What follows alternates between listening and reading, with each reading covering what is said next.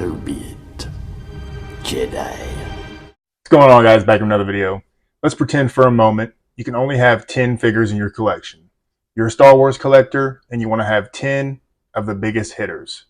In this video, I'm going to share with you the 10 best Star Wars figures you can own. So in order to have representation for the most iconic and definitive versions of characters from the Star Wars saga, it's going to be, got to be a little picky. So I'll start this off with a Darth Vader. You need a Darth Vader. I think it's unavoidable that you have to have a Darth Vader in your collection. The issue lies with which one. Now for this list, I've chose the Return of the Jedi Darth Vader, the deluxe version or collector's edition, it doesn't matter.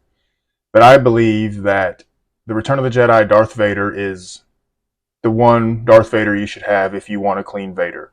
Now I know there's the battle damaged Darth Vader from Revenge of the Sith, but I think when it comes to just having one clean Darth Vader, you get the Sebastian Shaw head sculpt, you get, a remarkable looking figure. The only downside is the pleather. I'm a pleather hater. I fundamentally disagree in the use of it. But at the same time, I can't say the battle damaged Darth Vader is the one you should have because it's very unique, right? And I can't say the Revenge of the Sith Vader is the one to have because it's very niche and, again, it's unique.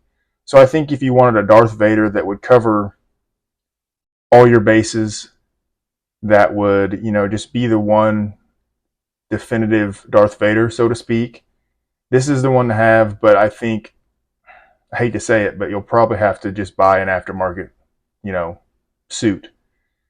It's really hard to pick one Darth Vader to have in your collection without, spending things on the aftermarket, buying leather replacement suits, etc. Now, the two newest Darth Vaders are made of nylon, but as I said, I don't think they're definitive. Let me know what you think when it comes to this Darth Vader. If you could only have one, which one would you choose? Next up on this list, we have the Artisan Anakin Skywalker, the regular version, not the Sith Apprentice. Now, obviously, the photos that are on Sideshow do not represent the final product. It's a very, very big departure. But I will say that this is probably the best Anakin Skywalker from Revenge of the Sith you could buy. Even though I have my biases towards rooted hair, towards limited figures, etc., I have to be, as objective as I can and say that this is probably the best bang for your buck if you got it at retail. I wouldn't go chasing down this on the aftermarket. If you want a newer, updated Revenge of the Sith Anakin, I would probably just wait, because this is not worth anything above retail, in my opinion. But as this list goes, I think this is the definitive Anakin Skywalker. Of course, Revenge of the Sith is his film, my favorite prequel film, and objectively, probably the best prequel film. What can I say? Everybody loves this character. Everybody loves this figure. Few will say that this is not the best version to have, although I am happy with the sculpted version. Let me know what you think. Next up, we have just a regular Stormtrooper. As you can see, this is just the most recent one that was released. Not my personal favorite, but not a bad bang for your buck if you can find it, because it comes with the light up base. Just a regular Stormtrooper from the original trilogy. I guess this is specifically the Return of the Jedi version, but I think Stormtroopers are iconic, and if you're going to have any one trooper in your collection, it should probably be a Stormtrooper. Without interjecting my clone bias. What can I say? It's iconic. It's almost 50 years old at this point. It's hard to argue that there's anything wrong with a plain white Stormtrooper. Next up, we have Han Solo, and this is the Return of the Jedi version. While it may not be the definitive iconic look, I do believe it is the best Han Solo we have available to us right now. I love the trench coat. I have this figure coming eventually, I guess just whenever I decide to pay it off. Again, Han Solo is iconic. Honestly, one of the best characters ever when it comes to Star Wars. And I think if you're going to have any one Han Solo, this is probably the best, because you could just take the trench coat off and have him as a generic Han Solo. A lot of people like the New Hope version, and it is good, but at this point it's 10 plus years old, and very few 10 plus year old figures stand up today. So I think if you're going to have a Han Solo in your collection, this is probably the one to get. Yeah, the expression is kind of weird in the final product, but I think it's probably better in hand, and it's just a matter of futzing the eyes and the pose, etc. But not a bad entry, not a bad figure to own, and if you like Han Solo, I think this is the one to get. You can't have Han Solo without Chewbacca, and this is the Chewbacca with a disassembled C-3PO from The Empire Strikes Back. And I think this is going to be the best Chewbacca they've made, as long as it turns out, pretty similar to prototype. I mean, based off this prototype photos, it looks remarkable, and you get a little bonus C-3PO, which I'm not going to count as its own figure, but it's nice to have. I have this on pre-order along with Han Solo, and I'm very looking forward to getting them both. I've never had a Chewbacca figure, so I don't really know what to expect when it comes to the fur. I hope it doesn't turn out disgusting in a few years, but again, Han Solo and Chewbacca, two of the most iconic things from Star Wars, period, and I mean, you gotta love them. Next up, we have Darth Maul from The Phantom Menace. This is the 2.0. This is the version without the Sith speeder. The figure is remarkable. One of the best figures I own. I originally thought that this figure wasn't, a big deal, but then I saw when it released and saw the comparison with, 1.0, and I believe this is the definitive Darth Maul. I don't think you can get much better than this. Definitely one that you should own if you're a fan of Darth Maul or Sith characters, or you just want representation of the Phantom Menace. Can't go wrong with this version. Next up, you need a Luke Skywalker. So I chose Luke Skywalker from The Mandalorian. Now, you could argue that you could just have the DX-24, which I believe is the Bespin Luke, which has the same head sculpt, just different hair pieces, and it would fill the same gap. But I chose this because it's more similar to his Return of the Jedi appearance, which is, in my opinion, the definitive Luke Skywalker. So until we get an updated, better Return of the Jedi Luke, in my opinion, this is the best one you could buy. And of course, every Star Wars collector probably needs a Luke Skywalker because he is, arguably the top 3, top 4 most iconic characters in the franchise. So as it goes, this is probably the best one, but that's up to you.